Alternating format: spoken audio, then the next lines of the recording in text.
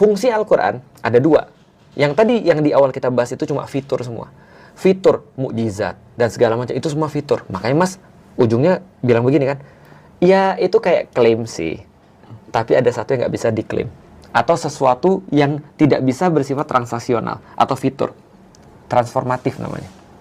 Kemampuan Al-Quran itu bisa ngubah orang. Contoh kayak gini. Kenapa orang dengerin komik? Berarti kan ada sesuatu yang diharapkan bisa mengubah diri dia.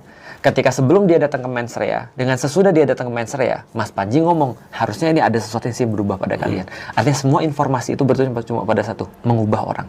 Transformatif. Buku itu menjadi berharga kalau dia bisa mengubah orang. Maka kita value satu buku lebih daripada buku yang lain, karena dia melakukan proses transformasi pada diri kita. Al-Quran itu fungsi yang tidak bisa didinai, adalah fungsi transformatif itu. Maka orang-orang bisa berdebat tentang siapa komik yang paling lucu di Stand Up Fest. Tapi orang nggak akan bisa berdebat kalau dia sudah merasa aku punya pengalaman khusus nih dengan orang ini, karena materi dia mengubah hidup aku.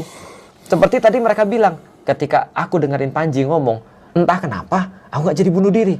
Panji nggak ada teori psikolog, Panji nggak ada teori segala macam, tapi kan dia merasa perubahan itu pada diri dia. Nah, Al-Quran bagi sebagian besar orang yang sudah selesai dengan proses fitur itu adalah tadi. Cuma aku merasa bahwa Al-Quran mengubah aku aja, karena dia mentransformasi diriku. Dan itu yang dilakukan oleh Al-Quran di zaman dulu pada level yang orang-orang masif, dan itu berlangsung terus sangat luas sekali dalam kemudian pengaruh yang permanen. Itu Al-Quran tuh. Dalam pengaruh yang permanen. Permanen. Maka ketika ada orang nanya, apa yang berubah setelah Arab memakai Al-Quran sebagai terus kemudian jalan hidup mereka? Pertanyaan yang lebih tepat adalah apa yang nggak berubah?